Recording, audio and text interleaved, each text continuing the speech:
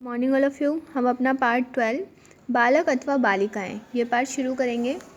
इसमें हमने यहाँ तक पढ़ लिया था, रहूँगी तक। अब हम आगे करेंगे।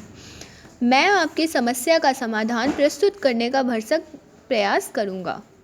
तो राजा जो हैं वो क्या बोलते हैं कि मैं अपनी जो राजा सुलेमान हैं अपनी आपकी समस्या का समाधान प्रस्तुत करने की पूरी कोशिश करूँगा। राजा ने नम्र परंतु गौरवपूर्ण स्वर में उत्तर दिया।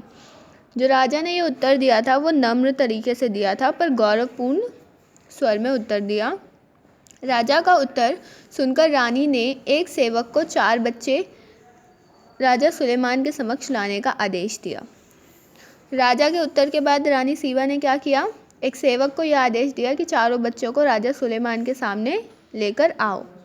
चारों बच्चे एक समान लग रहे थे तथा उनकी आयु 8 वर्ष के आसपास थी। चारों बच्चे कैसे लग रहे थे? एक जैसे लग रहे थे और उन चारों बच्चों की आयु 8 वर्ष के आसपास ही थी। यही नहीं, उन्हें एक से वस्त्र पहनाए गए थे और उनको एक जैसे ही कपड़े पहनाए गए थे। बच्चों के आ जाने के पश्चात रानी राजा सुलेमान से बोली, महाराज, ये 4 बच्चे आपके समक्ष उपस्थित हैं। जैसे ही बच्चे राजा के सामने आए, रानी ने राजा से बोला कि महाराज, ये 4 बच्चे क्या हैं, आपके समक्ष उपस्थित हैं। इनमें से 2 बालक हैं तथा 2 बालिकाएं हैं। रानी ने ये बताया इनमें से 2 बालक हैं और 2 बालिकाएं हैं। इनसे बातचीत किए बिना आपको यह बताना है कि कौन से 2 बच्चे बालक हैं और कौन सी 2 बालिकाएं। रानी ने ये सवाल रखा राजा सुलेमान के सामने कि उन्हें ये बताना है कि कौन से 2 बच्चे बालक हैं और कौन से 2 बालिकाएं। राजा सुलेमान शांत मुद्रा में सब कुछ सुनते तथा देखते रहे। राजा सुलेमान बिल्कुल शांत होकर सब कुछ सुना राजा सुलेमान ने और देखा। आगे देखिए, सभी दर्शक अत्यंत उत्सुकतापूर्ण राजा की ओर देख रहे थे। जितने भी दर्शक थे वो सभी क्या कर रहे थे? उत्सुकतापूर्ण राजा की तरफ देख रहे थे। वे देखना चाहते थे कि राजा सुलेमान किस प्रकार इस समय का समाधान करेंगे। वे सब देखना चाहते थे कि राजा सुलेमान किस प्रकार इस समस्या का समाधान करेंगे। ठीक है, सारे दर्शक इस बात को देखने के लिए उत्सुक थे, जानने के लिए। जहाँ तक रानी का प्रश्न है, उसे दृढ़ विश्वास था कि राजा सुलेमान उनकी परीक्षा में उत्तीर्ण नहीं हो पाएंगे। रानी की बात अगर की जाए तो उन्हें ये पक्का भरोसा था कि राजा सुलेमान उनकी परीक्षा में सफल नहीं हो पाएंगे। राजा सुलेमान कुछ समय तक गहन विचारों में खोए चुपचाप बैठे रहे। जो राजा सुलेमान है वो कुछ समय तक गहरे विचारों में खोए हुए थे और चुपचाप बैठे रहे। उन्हें प्रतिभोज के पीछे छुपे रहस्य का पता चल गया था। उनको प्रतिभोज के पीछे जो रहस्य छुपा हुआ था उसका पता चल गया था। रानी ने बड़ी संख्या में वर्तमान दर्शकों के समक्ष उनके बुद्धि परीक्षण की योजना बनाकर ही उस प्रतिभोज का आयोजन किया था।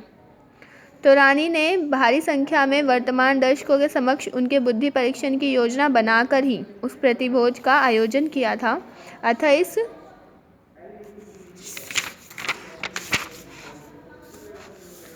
परीक्षा में उत्तीर्ण होना उनकी प्रतिष्ठा तथा गौरव के लिए अनिवार्य था।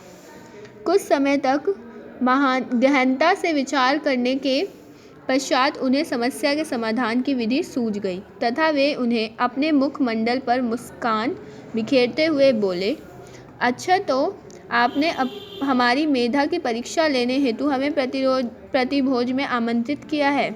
उसके बाद राजा सुलेमान ये सारी बात समझ चुके थे कि प्रतिभोज उनकी परीक्षा के मतलब किसी न किसी उद्देश्य से रखा गया है। तो उन्हें ये बात भी पता चल गई कि उनकी परीक्षा लेने के लिए ये प्रतिभोज रखा गया है।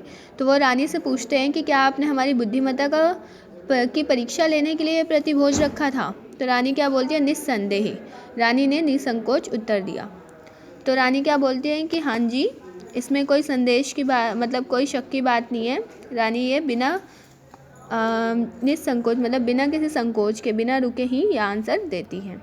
राजा ने कहा, रानी साहिबा, कृपया आप अपने 2 सेवक हमारे सामने उपस्थित कीजिए। तो राजा ने क्या बोला कि रानी साहिबा, कृपया करके आप क्या करें, 2 सेवक हमारे सामने उपस्थित करें। जब सेवक आ गए तो राजा ने एक सेवक से कहा, जाओ और एक खुले बर्तन में कुछ गीली मिट्टी ले आओ, जिस प्रकार की कुम्हार बर्तन बनाने हेतु प्रयोग में लाते हैं। फिर राजा ने एक सेवक से क्या बोला कि जाकर गीली मिट्टी ले आओ, जैसा कि कुम्हार बर्तन बनाने में उपयोग करते हैं। Thank you all of you for listening me. आगे हम नेक्स्ट क्लास में करेंगे। आपको यहाँ तक चैप्टर को अच्छे से पढ़ना है। वीडियो को लाइक, सब्सक्राइब और शेयर करना ना भूलें।